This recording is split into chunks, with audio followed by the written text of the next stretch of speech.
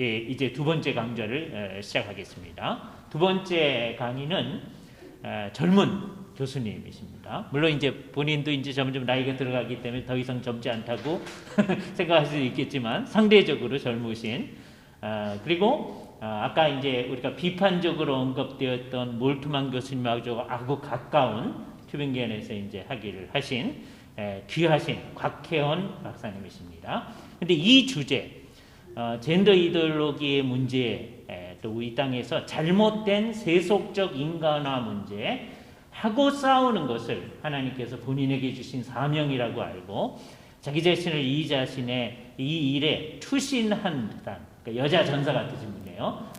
독일에서 학위를 하신 우리 곽혜원 박사님께서 두 번째 발제를 해주시겠습니다. 곽혜원 박사님 인사를 해주시고요. 예, 우리 박수로 환영하겠습니다.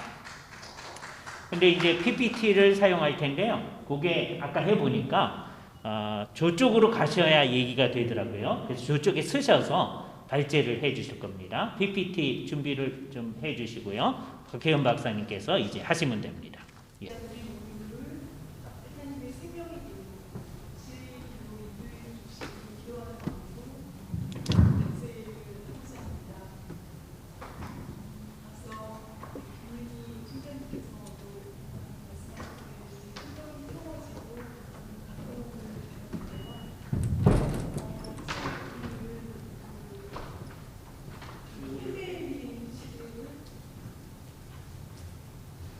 팬데믹 시대를 살아가고 있는데요. 인류 문명을 연구하는 학자들이 이구동성으로 주장하는 얘기를 팬데믹과 함께 인류 문명이 대전환을 이루었다라는 것입니다. 그래서 인류 역사의 변곡점에는 항상 바이러스가 존재했었습니다.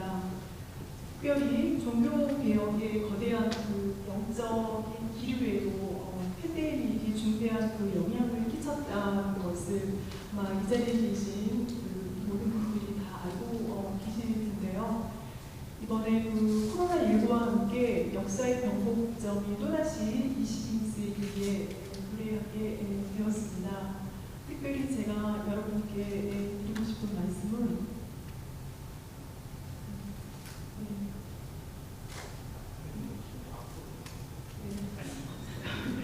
죄송합니다. 장비가 여의치가 않아서요. 네. 네. 제가 특별히 여러분께 드리고 싶은 말씀은 21세기의 대한민국과 한국 기독교가 인류 문명을 대전환시켜야 할 시대적이고 역사적인 유통합에 서 있다라는 것입니다. 많은 분들이 감지하고 계실 텐데요. 이번에 코로나19 팬데믹을 겪으면서 인류 문명의 중심축이 서구 세계에서 비서구 세계로 이동을 해서 앞서 말씀드린 대로 문명의 대전환을 이루게 될 거라는 것인데요. 특별히 우리 한국 교회와 신학계는 비성경적이고 반기독교적인 시대사조의 함몰됨으로 말미암아서 기독교의 정체성을 이뤄가는 서구 교회와 신학계를 회복시켜야 할 매우 중차대한 사명을 부여받았다는 것입니다. 대단히 위대한 기회이자 중차대한 사명을 부여받은 이 21세기의 한국 교회는 상당히 날카로운 칼거리에 서 있다고 생각합니다. 시대적이고 역사적인 시험대에 위에 서 있다고 말을 할 수가 있겠습니다. 특별히 또 이와 관련해서 강의에 들어가기에 앞서서 또 잠깐 여러분께 드리고 싶은 말씀은 우리 한국 교회가 종교개혁 역사과 성령의 역사를 계승해야 될 시대적이고 역사적인 과제를 감당을 해야 되는데요. 우리 모두 잘 알고 있듯이 마틴 루터가 종교개혁을 일으켰지만 유럽에서 사실상 절반의 성공만 거두었습니다. 이 종교개혁의 역성은 영국의 청교도 혁명과 요한 웨슬리의 위대한 부흥을 일으켰지만 이 역시 미완의 성공이었습니다. 성령의 역사는 미국으로 건너가서 조나단 에드워즈의 주축이 된 제1, 2차 영적 대각성 운동을 일으켰는데요. 이 종교개혁의 역성과 성령의 역사는 계속 옮겨다니다가 영국과 미국을 변화시키고 마침내 대한민국의 당도에서 그 위대한 그 사명을 부여받은 많은 선교사님들이 대한민국에서 가장 큰 결실을 맺을 수가 있었습니다. 그러므로 한국 기독교가 종교개혁의 역성과 성령의 역사를 계승함으로써 그 국가적인 부르심과 민족적인 사명, 시대적이고 역사적인 그 과제를 감당해야 될 줄로 믿습니다. 한 말씀만 더 드리면 현재 그 교회와 성도들이 그 정체성을 잃어가고 있는 이 21세기 문명 속에서 저는 제2종교를 일으켜야 할 사명을 21세기 한국 기독교가 부여받았다고 믿습니다. 제1종교개혁을 앞서 살펴봤듯이 유럽 기독교가 주도하면 제2종교개혁은 한국 기독교가 선도를 해야 될 것입니다.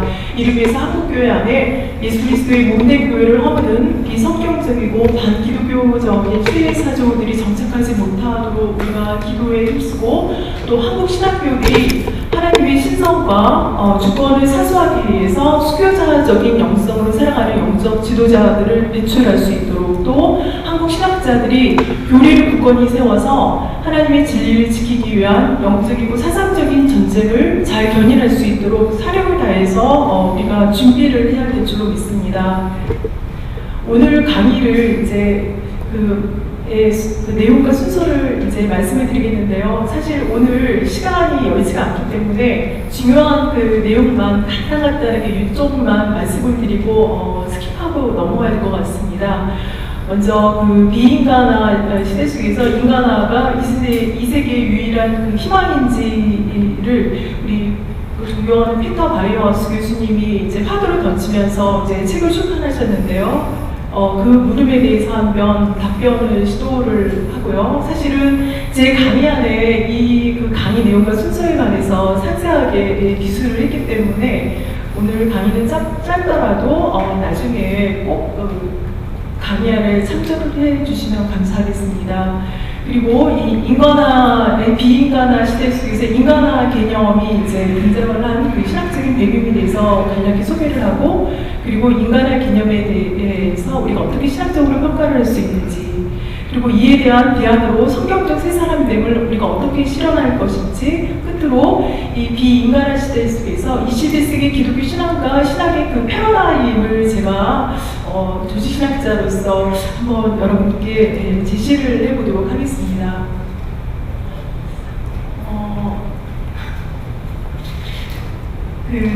1960년대 그 기독교계를 위시해서 글로벌 세계 전역에서 인간화와 새 사람됨에 대한 관심이 고조되었는데요. 왜냐하면 그 당시에 그 여러 그 전쟁과 그 폭동으로 말미암아서 불의한 인간 세계의 참상이 갈수록 심화하고 인간의 존엄성이 파괴되는 위기 상황에 직면하게 되었기 때문입니다. 우리가 몇 가지의 그 사례를 살펴보면 좀 불빛 때문에 제가 좀 그 상세하게 이렇게 표현하는 게 좀 잘 안 보이는데요. 혹시 상황이 허락된다면 앞에 불을 조금 PPT를 제가 60초 가까이 준비를 했기 때문에 안 그러면 눈이 좀 피곤하실 수도 있을 것 같습니다. 네, 좀 더 나아질 것 같습니다. 네, 원래 그 베트남 전쟁이 이제 국지전으로 이제 시작을 했다가 60년대 중반에 이제 접어들면서 이제 미국이 이제 개입을 해서 대단히 이제 처참한 그런 비인간적인 전쟁으로 이제 발전을 하게 되었습니다. 이런 그 참상을 이루 말할 수 없는 것 같습니다.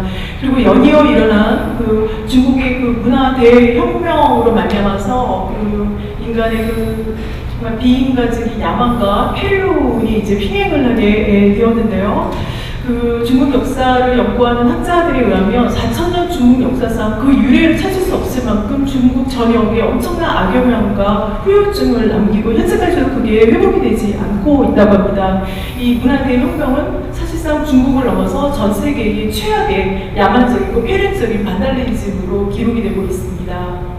네. 그 다음에 또 바로 연이어 또 일어난 이 프랑스 68 혁명을 우리가 짚고 넘어가야지 않을 수가 없겠는데요. 왜냐하면 이 68 혁명이 그 이전과 그 이후로 나눌 만큼 오늘날 서구 세계의 그 폐륜적인 행태로 나아가는 데 있어서 대단히 그 중요한 분기점을 마련을 했기 때문입니다. 이 68 혁명을 통해서 이 네오마르크시즘과 이 음란한 히피 문화가 국제화되고 조직화된 이 좌파 단체와 연계가 되어서 이 기존의 권위에 대한 그 도전이 이제 강행이 되어 있는데요. 특히 그 종교개혁 전통을 이제 해체함으로써 반체제, 반문화, 반기독교 시대사조가 결집이 되는 그 계기가 마련이 되었습니다.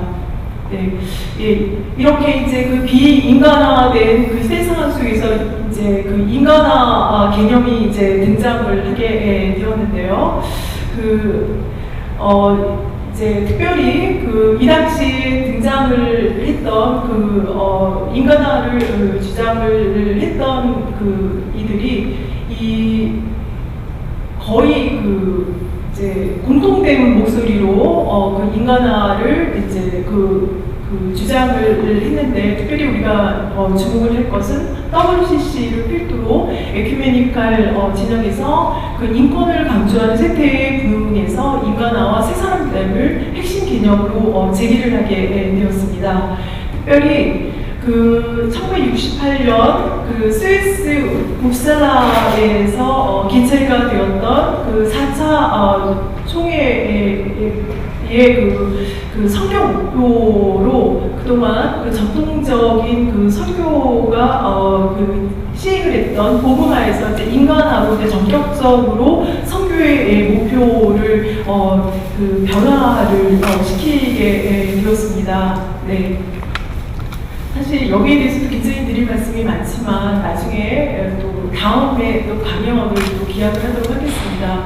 특별히 우리가 이 문제에서 문제 제기를 할 것은 그 WCC가 예수 그리스도를 하나의 새 인간이자 참 인간으로 이제 인식을 하는 가운데 구원을 새 인간과 새 인류가 되는 것으로 간주하는 점입니다. 그래서 WCC가 그 발표를 했던 그 연구 보고서에서는 그리스도를 하나의 새 인간으로 인식을 하고 구원은 새 인간과 새 인류가 되는 것으로 간주를 하게 되었습니다. 그리고 그 WCC에 대거 유입이 되었던 1960년대 세속주의 그 신학자들은 그리스도를 새 인간으로 보면서 구원 역시 새 인류가 되는 것으로 규정을 하게 되었습니다. 그 인간화 개념에 그 직접적인 영향을 끼친 그 세속주의 그 신학적인 배경에 대해서 간략하게 이제 짚고 넘어가면 그 미시오 데이는 많은 분들이 성의가 계실 거라고 생각을 해서 간단히 이제 말씀을 드리면 이 미시오 데이는 기존의 선교가 교회에서부터 출발을 했는데 이거는 그 세상으로 그 이제 출발점을 그 이동을 하고 그리고 특별히 인간화와 관련해서 말씀을 드리면 그 미시오 데이의 그 선교의 목표는 이제 어떤 전 정치적이고 경제적이고 사회적 측면에서의 그 샬롬으로 이제 설정을 했는데 그 인간화가 그 이제 그 이 샬롬을 이루기 위한 구체적인 목표로 이제 설정을 하게 되었습니다. 특별히 우리가 이제 문제의식을 가져야 될 이 신앙이 이제 해방 신학인데요. 모든 분들이 다 알고 계시듯이 이 해방 신학은 정치, 경제, 사회적인 체제에 구조하기 위해서 인간이 이제 철저히 이제 비인간화되었다라고 이제 비판을 하면서 이 구조학으로부터 해방시키는 신학으로 등장을 했고 이 해방의 주된 목표로 이제 바로 인간화를 설정을 하게 된 것입니다. 예, 그 기존의 그 이제 신학은 이 인간 비인간한 문제를 이제 복음화를 통한 그 개인의 변화로 이제 이루고자 했는데 이 해방 신학은 정치, 경제, 사회 구조 자체를 급진적으로 이제 변혁시켜야 된다라고 이제 강변을 하게 되었습니다. 특별히 우리가 짚고 넘어가지 않을 수 없는 것이 이 해방 신학에 끼친 막시즘의 그 영향력인데요. 이 막시즘이 기존의 그 자본가대 노동가 이 계급 투쟁을 통해서 이 사회를 이제 이분법적으로 이제 분석을 했는데 그것과 함께 또 폭력혁명을 정당화하는 이런 그 막시즘의 그 이론과 방법론을 해방신학자들이 수용을 했고 이 WCC를 통해서 전 세계 교회를 이제 확산시킨 것을 우리가 문제의식으로 삼아야 될 것입니다. 네. 이외에도 이제 인간화 개념에 이제 직간접적으로 영향을 끼친 이제 시작 배경으로서 이 뭐 라가츠와 라우슈무시의 사회보험의 신학, 또 고발레틴의 세속화 신학, 또 뭐 하비콕스의 뭐 사회면역의 신학, 또 뭐 그 여러 가지 이 신학 그 분파를 볼 수가 있는데요. 특별히 제가 오토만 교수님의 직계 제자로서 드리고 싶은 말씀은, 오토만 교수님이 많이 신학적으로 변천 과정을 겪으셨습니다. 그래서 지금은 과거에 굉장히 리버럴한 그런 입장을 많이 좀 포기를 하시고 상당히 복음적이고 균형 잡힌 그런 신학자로서의 흉보를 겪고 있다는 점도 아울러 말씀을 드리고 싶습니다. 네. 앞서 우리 페터마이어스 교수님을 잠깐 소개를 했는데요.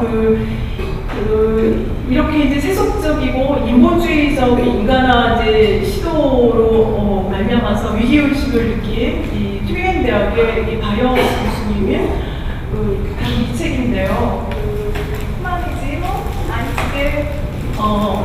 안치게 되어 호프론티어, 이 책을 이제 발표를 하시면서 특히 이제 WCC가 세속적 인본주의적 방향으로 이제 급선회 했음을 이제 특히 이제 프랑크푸르트 선언을 통해서 공표를 하셨고, 그리고 또 이 WCC에 대항하는 세계보건주의 연합운동을 특별히 로잔 세계보건화 대회를 통해서 이제 초석을 마련하는 기여를 하셨습니다. 더 나아가서 오늘 우리의 심포지움의 테마인 이 비인간화 시대에 어떻게 성경적인 새사람됨을 이룰 수 있는지를 깊이 이제 사용하셨는데요. 이분의 주장은 특히 이제 하나님께서 원래 우리 안에 창조하셨던 이 하나님의 형상을 회복을 하실 것을 제안을 하심으로써 기독교계가 나아가야 할 올바른 방향을 제시하셨습니다. 네, 그러면 이 세속주의 신학자들이 제기했던 인간화 개념을 우리가 신학적으로 어떻게 평가를 할 수 있는지 간단하게 제목만 짚고 넘어가도록 하겠습니다. 이 인간화 개념은 기존의 모험화 중심의 성교 방식의 한계를 이제 보완하고 교회로 하여금 세상에 대한 사회적인 책임을 감당하도록 이제 도전한 측면이 있음을 우리가 또 하나의 장점으로 또 꼽을 수 있겠습니다. 그 다음에 두 번째로 이 인간의 개념은 비인간화된 사회 구조의 실체를 이제 드러내고 사회의 정의를 실현하도록 동기부여한 측면이 있다는 점도 우리가 간과할 수 없을 것입니다. 그동안 교회는 개인의 결단을 주로 동요하고 사회 구조 변형을 촉구하지는 않았었는데, 이 인간화 개념이 이제 대두가 되면서 정치, 경제, 사회 전반에 불이한 구조학이 있다는 사실을 발견하고 사회 정의를 이제 갈구하게 되었던 것입니다. 그러나 또 우리가 주목을 해야 될 것은 지금까지 이루어져 왔던 이 복음화, 이 선교 사역에 있어서 이 복음화를 이루고자 하는 사역들이 상당 부분 인간화에 기여를 함으로써 사실상 복음화와 인간화가 상호 불가분리의 관계 속에서 이루어져 왔다라는 사실입니다. 복음화를 선교의 핵심 목표로 삼았던 전통적인 선교 사역에서 인간의 삶의 질의 향상을 위한 노력이 누락된 적이 한 번도 없었다는 사실을 이를 잘 입증한다고 볼 수 있습니다. 선교사들은 기본적으로 여러 다양한 복지 사역을 복음 전파와 함께 수행을 했었고, 이 사역들은 점진적으로 사회의 변화를 긍정적으로 이끌어냄으로써 결국 인간화된 사회로의 변혁을 이루겠기 때문입니다. 우리가 성경에서 사도 바울의 사례를 보면 사회 구조 개혁에 1차적으로 힘을 쏟기보다는 우선적으로 복음 전파의 사역을 감당하는 것을 볼 수가 있는데요. 마침내 세월이 경과가 되어서 복음이 전파된 사회는 차츰차츰 인간화된 사회 변혁을 이루어갈 수 있었던 것을 우리가 좋은 예시로 볼 수가 있겠습니다.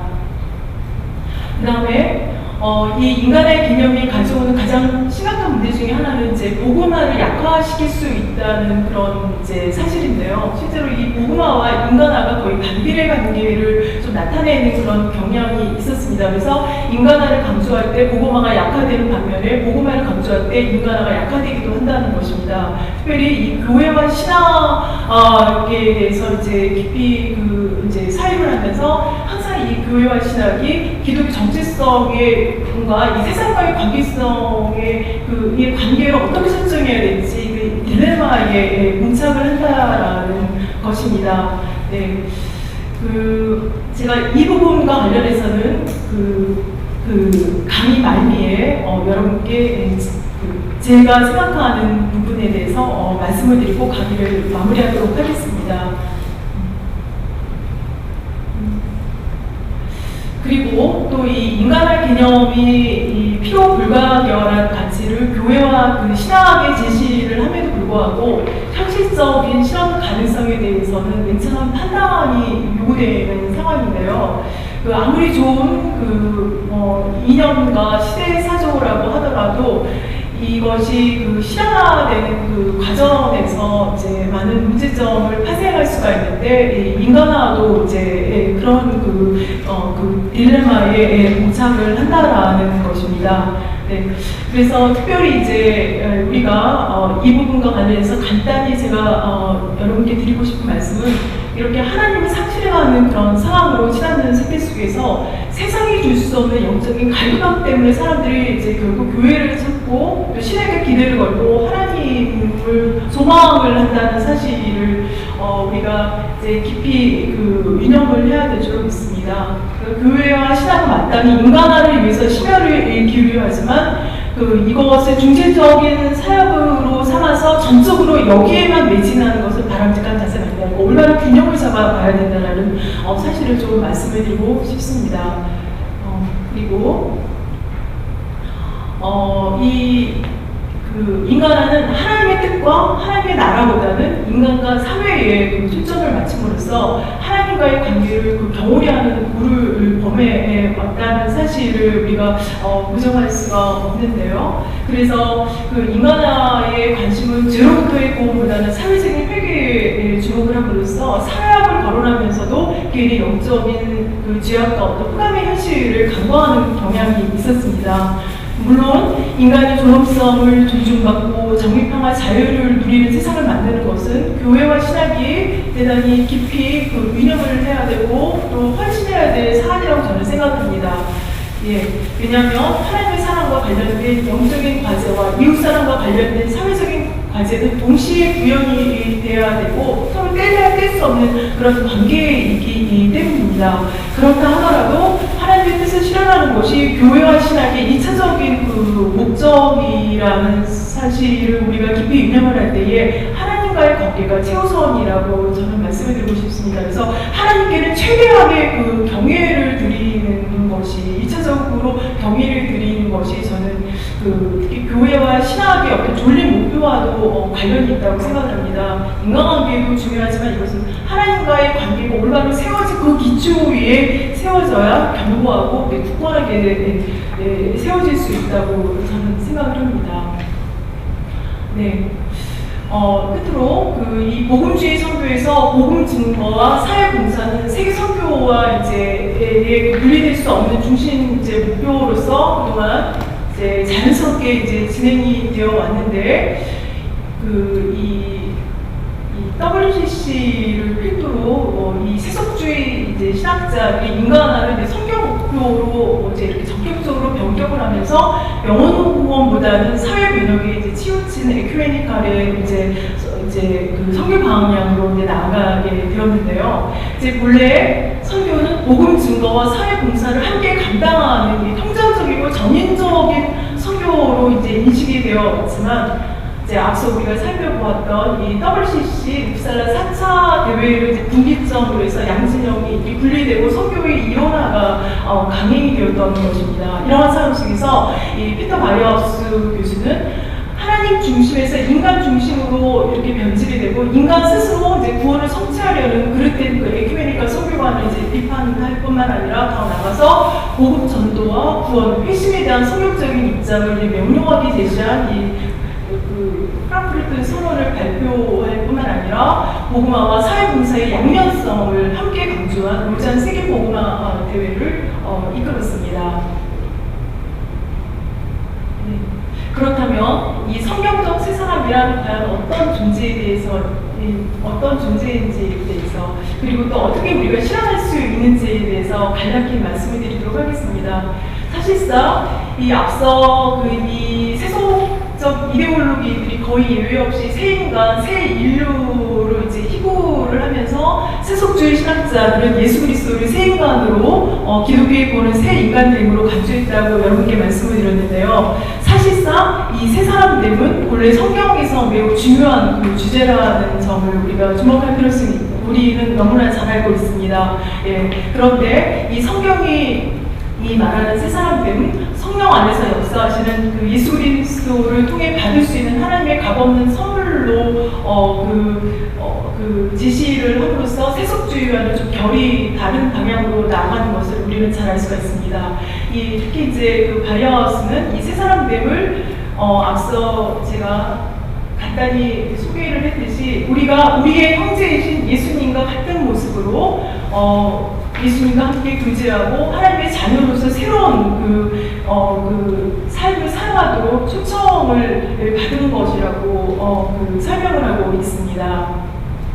제가 생각하는 이 성경이 말하는 새 사람됨에 대해서 간략히 이제 여러분께 말씀을 드리면 새 사람은 우리의 그 옛사람이 그 예수님과 함께 십자가의 그 못 박힘으로 말미암아서 우리가 죄에게 종노릇하지 아니하는 그 존재라고 말씀을 드리고 싶습니다. 그래서 유혹의 욕심을 따라서 썩어져가는 구습을 쫓는 옛사람을 벗어버리고 오직 신령으로 새롭게 되어서 하나님을 따라 의와 진리의 거룩함으로 지으심을 받은 사람으로 번영하는 존재라고 말씀을 드리고 싶습니다. 네, 그리고 새 사람은 예수 그리스도 안에서 새 것이 된 이 새로운 피조물인데요. 특별히 이 새롭다라는 의미가 그 헬라어에서 두 가지로 사용이 되는 것을 아마 여러분 아시는 분은 잘 아실 것입니다. 이 네우스와 이 카이로스인데요. 네우스는 기존에 존재하는 같은 종류의 새 것이고 이 카이로스를 예전에 전혀 존재하지 않았던 새로운 종류의 새 것인데 우리가 이 성경 말씀에서 새 포도주는 새 부대에서 이 새 포도주에 사용된 새는 네우스가 사용이 되었고 새 부대에는 이제 카이로스가 사용이 되었는데요. 이 새 사람됨은 전혀 새로운 존재로 우리가 이제 영광스러운 존재로 거듭나는 영적인 출생이라고 말씀을 드리고 싶습니다. 그리고 세 번째로 새 사람은 하나님의 생명과 함께 그분의 본성도 이제 부여받은 존재입니다. 사실 제가 강의를 준비하는 기간이 좀 상당히 짧았습니다. 그래서 제가 좀 더 깊은 그런 신학적인 사유를 했어야 됐는데 좀 시간 제출 기한에 맞추다 보니까 조금 제가 좀 부실하게 느껴지는 또 부분도 있는데 제가 앞으로 계속 연구를 채워나가도록 하겠습니다. 에스겔의 새 영을 너희 속에 두고 새 마음을 너에게 주되라고 이제 말씀을 하고 있는데요. 그리고 하나님께서는 우리가 거듭날 때 우리 안에 새 영과 새 마음, 하나님의 성령을 모시는 거듭난 영과 하나님의 마음을 함께 주심으로써 이 새 사람은 하나님의 생명과 하나님의 본성을 지닌 존재라고 저는 말씀을 드리고 싶습니다. 그리고 제가 가장 좋아하는 성경 말씀인데요. 로마서 14장 8, 9절에 보면 우리가 살아도 주를 위하여 살고 죽어도 주를 위하여 죽으나니 그러므로 살아 죽으나 우리가 주의 것이로라. 이를 위하여 그리스도께서 죽었다가 다시 살아나셨으니 곧 죽은 자와 산 자의 주가 되려 하심이라. 네, 세 사람은 예수님께 모든 주도권, 왕이신 주님께 모든 주도권을 이해함을 해서 그 마음 중심에 주님을 주인으로 모시기 때문에 더 이상 자신의 삶을 자신의 것이라고 주장하지 않고 전폭적으로 주님을 의지하는 사람이라고 저는 말씀을 드리고 싶습니다. 그 다음에 세 사람은 하나님의 그 성령께서 우리 모두가 하나님의 성령을 모신 하나님의 성전인데요. 그래서 이 그 세 사람은 하나님의 성령의 내주하심을 믿고 그분과 해마다 매 순간마다 인격적으로 교제하는 사람이라고 저는 말씀드리고 싶습니다. 그러니까 예수님께서는 성령이 오시면 주님이 성령을 통해서 우리 안에 내주하실 거라고 그 요한복음에 누차 약속의 말씀을 주셨는데요. 그 우리의 구원을 보증하고 또 완성하실 성령님께서 우리 안에 역사하셔야지만 우리가 영적 전쟁에서 일순간 지속이 되는 이 영적 전쟁에서 우리가 승리해서 옛사람을 벗어버릴 뿐만 아니라 이 성화의 삶을 이루어가는 세상 복음으로 살아갈 수 있다고 믿습니다. 네. 그리고 끝으로 세 사람은 그 성령님께서 내주하셔서 사탄의 권세로부터 해방된 존재라고 말씀을 드리고 싶습니다. 그래서 세 사람은 그 심령에 여전히 죄성이 남아있을지라도 성령님의 그 일순간 도와주시는 그 은혜로 말미암아서 얼마든지 죄를 이길 수 있는 존재가 되었고 또 성령님께서 우리 안에 심령 가운데 내주하셔서 사탄의 권세를 휘두를 수가 없기 때문에 이제 죄의 문제는 우리가 무엇을 선택하느냐에 달려있다는 것을 우리가 좀 깊이 우리가 유념을 해야 되지 않을까 싶습니다. 그렇다면 이 성경적 세 사람들 우리가 어떻게 실현할 수 있는지를 또 간단히 여러분께 말씀을 드리면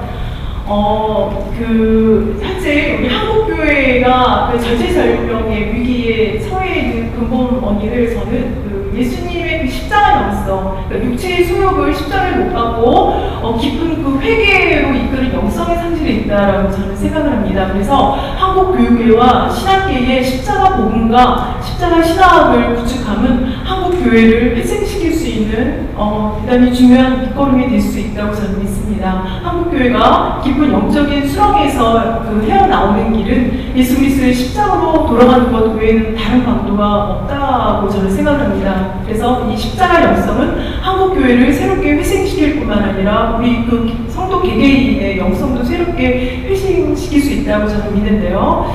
이렇게 이제 그 예수 그리스도의 십자가가 참된 교회와 거짓된 교회, 또 참된 성도와 거짓된 성도를 판별하는 시금석이라면 이제 한국 교회는 십자가에 못 박히신 예수 그리스도를 묵묵히 뒤따르는 십자가 몸으로 돌아가야 될 것입니다. 그리고 한국 신학계는 영광의 신학을 내려놓고 십자가 신학을 지향을 해야 된다고 저는 믿습니다. 두 번째로 우리 모두 잘 알고 있듯이 이 성령님께서는 삼위의 한 인격으로서 예수님께서 십자가에서 2000년 전에 이루셨던 구원 사역을 현재 2000년 지나서 오늘의 그 현재적인 사건으로 완성을 하시는 또 다른 보혜사가 되시는데요. 그런데 기독교 역사상 성령님을 그러니까 하나님으로 대접하지 않는 가운데 성령님을 제한하거나 회방하는 죄를 많은 교회들이 범해왔었고 현재에도 성령님의 존재와 그 사역을 경홀히 여기고 있는 가운데 있습니다. 그런데 제가 특별히 여러분께 드리고 싶은 말씀은 이 성령님과 그분의 사역에 대해서 우리가 분명히 아는 것이 중요한 이유는 신자가 성령님 없이는 한평생 지속이 되고 있는 이 영적 싸움에서 승리할 수도 없고 또 새 사람으로 살아갈 수도 없기 때문에 신자의 신앙생활의 승리가 저는 여기에 달려있다고 저는 생각을 합니다. 네, 그렇기 때문에 우리는 이 성령님과 늘 긴밀하게 그 교제를 나누면서 우리가 이 죄악과도 싸우면서 새 사람을 입어야 될 줄로 믿습니다. 네.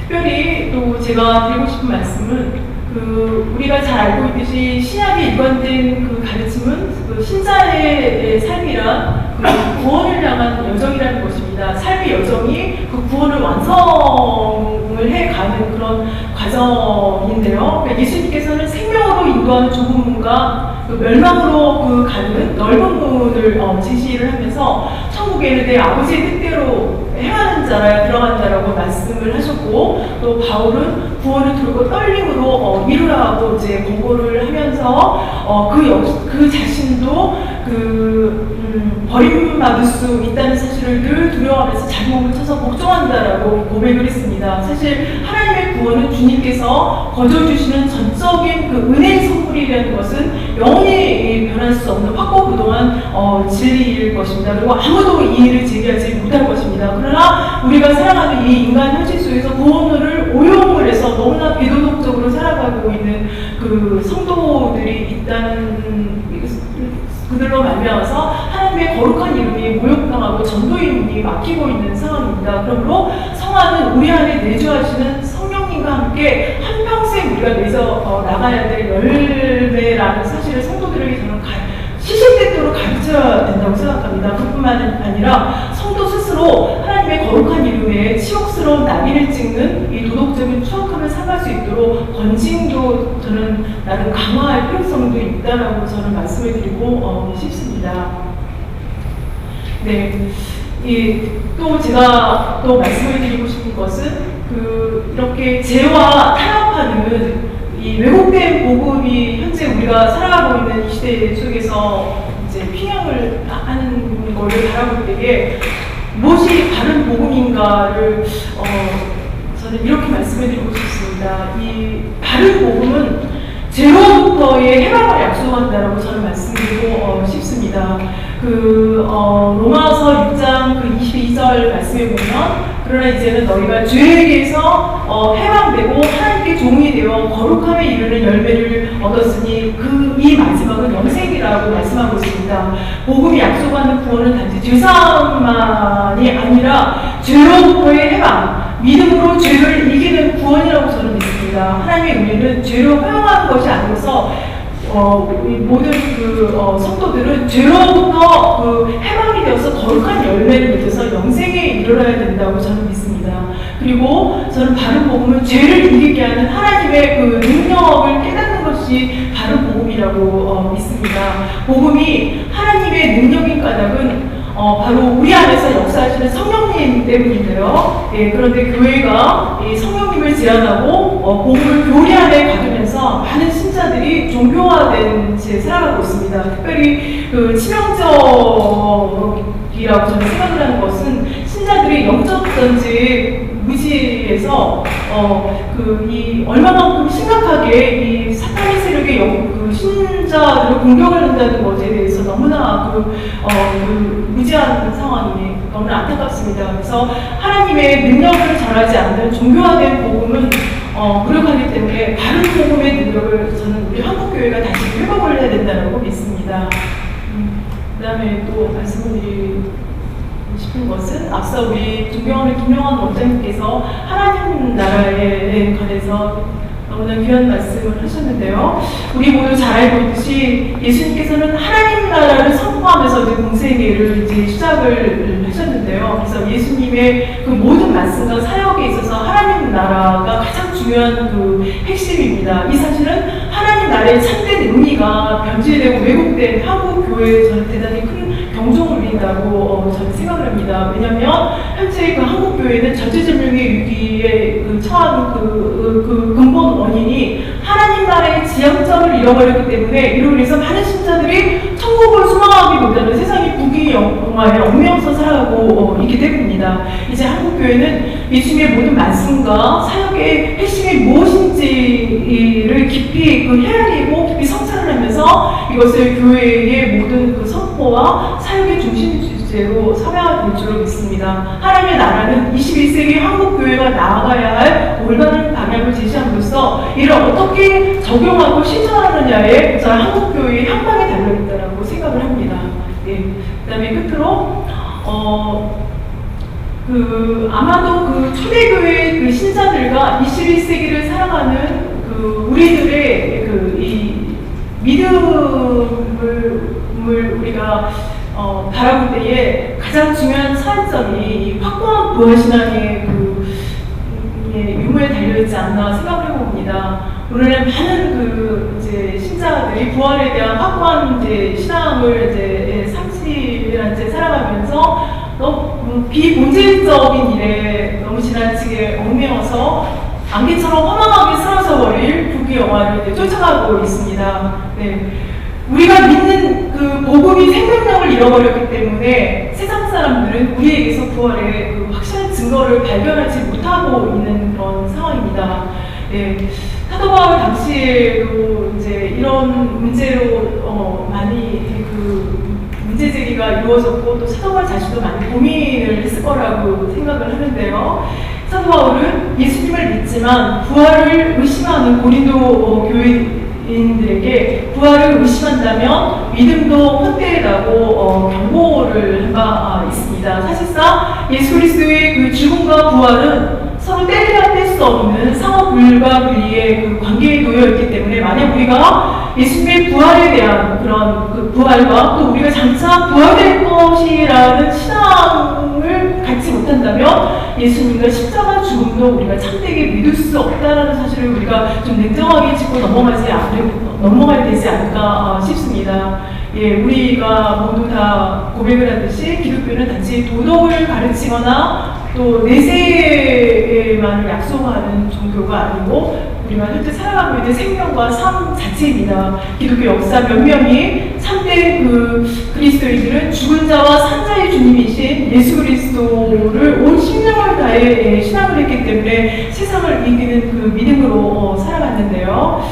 특별히 이제 저는 중을 연구하는 학자라는 것을 이제 아시는 분은 잘 아실 텐데요. 이 초대교회 그 성도들은 이렇게 그 전염병이 온 그 이제 도시를 그 휩쓸었을 때에 그 이교도들은 그 병자들을 다 그냥 방치하고 다 도망을 간 그런 상황 속에서 이 초대교회 성도들은 삶과 죽음의 주님이신 예수 그리스도를 생명을 걸고 신앙을 했기 때문에 이들을 보살을 폈습니다.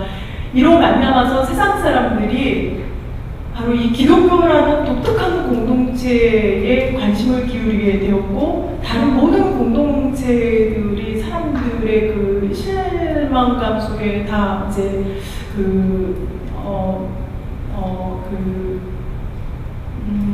붕괴되거나 또 이제 굉장히 약화된 그런 상황 속에서 오로지 기독교 공동체만이 부흥하는 그런 계기를 맞이하게 된다라고 역사가들은 증언하고 있습니다.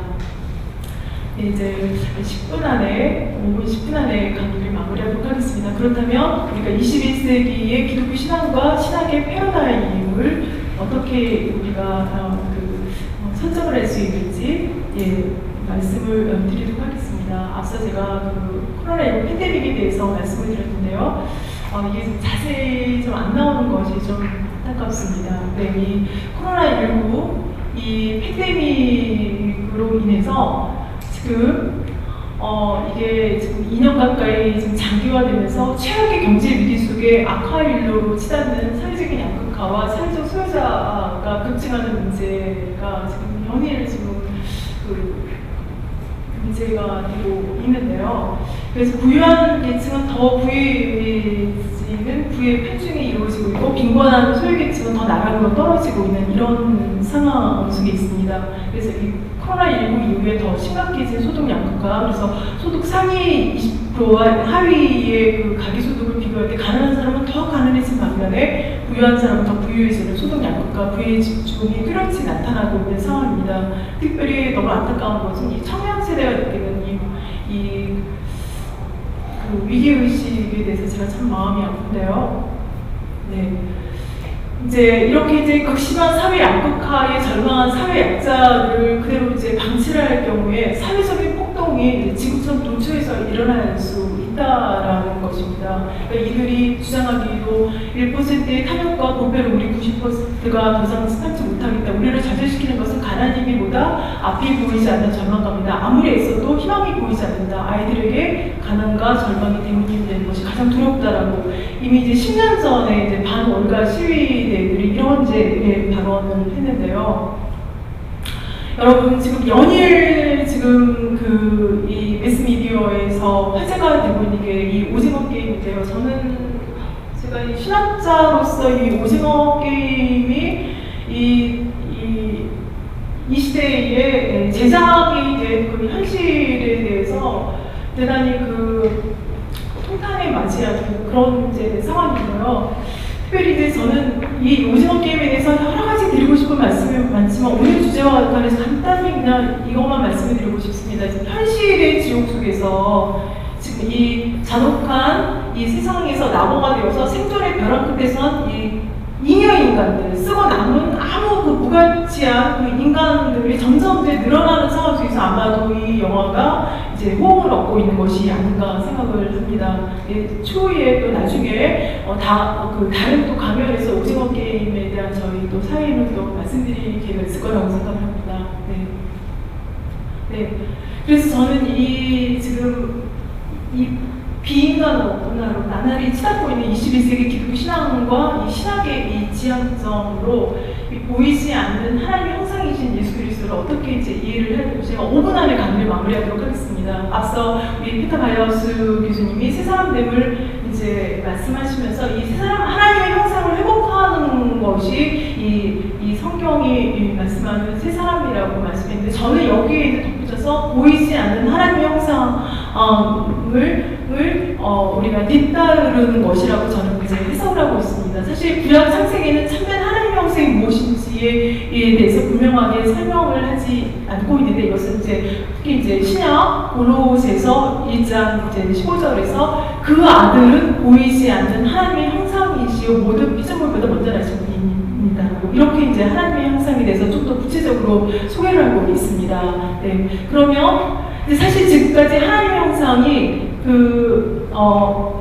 하나님의 형상이면 하나님의 본성으로부터 우리가 해석을 해야 되는데 하나님 형상에 대한 그 전통신학의 해석이 뭐 동물과 비교할 때 인간의 모습 여러 가지로 해석이 되는 상황 속에서 저는 이 하나님 형상을 이렇게 해석을 하고 있습니다. 성경이 증언하는 삼위일체 대신 관계적이고 공동체적인 하나님의 형상, 서로 긴밀한 교통 속에 사실은 이제 강의 말미이고 좀 시간이 몇 시인지를 제가 아직 보지 못했기 때문에 빨리 마무리를 해야 될 것 같아서 아직은 또 여유가 있는 것 같습니다. 예, 성경이 증언하는 삼위일체 대신 관계적, 공동체적 하나님의 형상을 이제 말씀드리고 싶은데요. 서로 긴밀한 교통 속에서 하나됨을 이루고 모든 일을 함께 동역하는 하나님의 관계는 모든 인간 사회 공동체가 어떤 방향으로 나아가야 될 것인지에 대해서 올바른 지향점을 제시를 한다고 이제 최근에 이제 그 신학자들이 주장을 하고 있는데 저도 여기에 대해서 동의를 하고 또 저도 여기에 대해서 연구를 한 바 있습니다.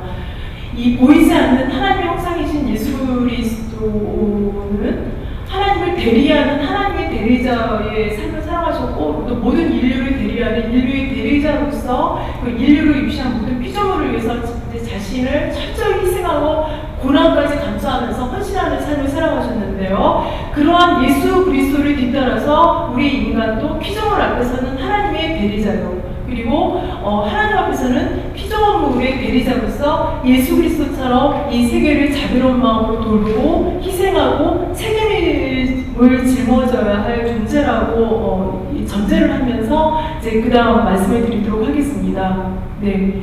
이 비인간화 시대에 요청되는 그 21세기 그 기독교 신학 및 신학의 그 패러다임으로서 저는 이 기독교 정체성과 이 세상과의 관계성에 있어서 얼마만큼 우리가 이 진정성을 갖추고 이 올바른 균형을 잡아가는 것인가가 저는 중요한 관건이라고 생각을 합니다.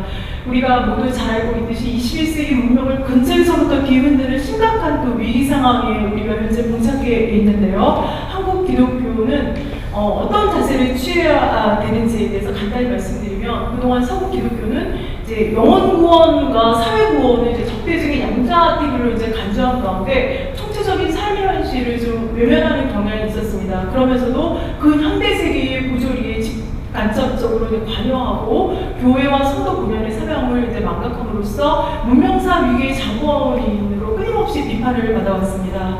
서구 기독교를 위시해서 21세기 한국 기독교가 비판받는 주된 원인은 기독교 정체성을 순수하게 지키는 일과 이 세상과의 관계성에 있어서 모두 실패했기 때문이라고 저는 생각을 하는데요. 그래서 저는 드리고 싶은 말씀은 이 기독교 신앙이 반드시 견지해야 할 이 두 중심축이 바로 기독교의 정체성과 세상에 대한 관계성을 모두 다 충실하게 붙들면서 올바른 균형을 잡아가는 것이라고 생각합니다. 신학은 기독교의 정체성의 자리인 교회를 위해 우선적으로 이제 기여해야 마땅한데요. 왜냐하면 신학은 교회를 섬기 섬기기 위한 영적인 사명을 우선적으로 이제 가지기 때문입니다. 앞서도 제가 세상 사람들이 교회를 찾아오는 이유가 하나님을 만나기 위해서라고 했는데, 저는 하나님을 만날 수 있도록 이 영적인 사명에 충실을 해야 된다는 것은 아무리 강조해도 지나침이 없다고 생각을 합니다. 예. 그러나 이와 동시에 또 교회와 신학은 세상 안에서 창조적인 변혁의 능력으로서 세상적인 사명 또한 저는 충실히 감당해야 된다고 생각합니다. 그래서 기독교의 정체성을 항상 재확인하고 기독교 신앙의 그 본질과 핵심을 붙들면서도 이와 동시에 급변하는 세상을 날카롭게 직시하고 관계성을 놓지 않음으로써 기독교 신학 및 신학이 지향해야 할 올바른 방향을 견지해야 된다고 저는 생각을 합니다. 그러므로 어느 시대에나 기독교의 승패는 생명력 있는 기독교 복음과 이 세상에 대한 관계성을 얼마나 진정성 있고 균형 있게 견지해야 하는가에 달려있다고 저는 믿습니다. 네. 이제 정말 1분 안에 이제 강의를 마무리하겠는데요. 여러분 아시는 분은 잘 아실 것입니다. 지금 비서구 세계에서 기독교 복음이 의외로 흥황을 하고 있다라는 것입니다. 사실 20세기 중반에 대단히 유명한 사회학자 가운데 피터 버거가 신이 죽었다라고 주장을 하면서 기독교의 쇠퇴를 예단을 했었습니다. 그러나 놀랍게도 1990년대에 이 예단이 빗나갔다는 사실을 그 스스로 공개적으로 인정을 했고 인정을 했는데요. 왜냐하면 기독교 복음이 전 세계로 뻗어나가기 때문입니다. 네. 그래서 이제 그 당시에 이 타임즈에서도 이제 신이 죽었는가라고 이렇게 이제 표제로 나오기도 했었습니다. 그러나 결국 신은 죽지 않았고, 그리고 기독교 복음이 절대로 그러니까 그 비서구 세계에서 흥황하게 되었다라는 것입니다. 그래서 제가 끝으로 이제 드리고 싶은 말씀은, 이거는 제가 신학자로서 이 시대를 살아가면서 이제 여러분께 드리고 싶은 말씀인데요. 고대 문명, 또 중세 문명, 르네상스 문명, 이 계몽 시대의 문명, 산업혁명 시대의 문명, 근대 문명, 위대하고 찬란했던 이 모든 문명은 그냥 왔다가 지나가 버렸습니다. 현재 우리가 맞닥뜨리고 있는 포스트 모던 시대의 그 최첨단 기술 문명도 결국 한 주의 죄로 변할 것입니다. 이거는 이론의 여지가 없는 사실입니다. 그러나 하나님의 말씀은 여전히 사라지지 않고 있습니다. 이성시대에, 산업혁명 시대에 기독교 복음은 시들어 버릴 것 같았지만 절대 죽지 않았습니다. 왜냐하면 하나님의 진리는 매 시대마다 소멸해 버릴 것만 같았지만 매번 다시 살아남았기 때문입니다. 기독교 2000년 역사는 예수 그리스도의 본대 교회를 파괴하려는 악한 영과의 그 전투라는 것을 우리 모두가 잘 알고 있습니다. 아무리 악이 강성하고 불법이 창궐해도 악과 불법은 결코 하나님을 이길 수 없습니다. 왜냐하면 예수 그리스도의 몸된 교회는 세상 끝날까지 영원할 것이기 때문에 이 반석 위에 내 교회를 세우리니 음부의 권세가 이기지 못하리라고 예수님께서 말씀하셨는데, 예수 그리스도의 몸된 교회는 세상 끝날까지 영원히 지속될 것입니다. 이상으로 제 발제를 마치도록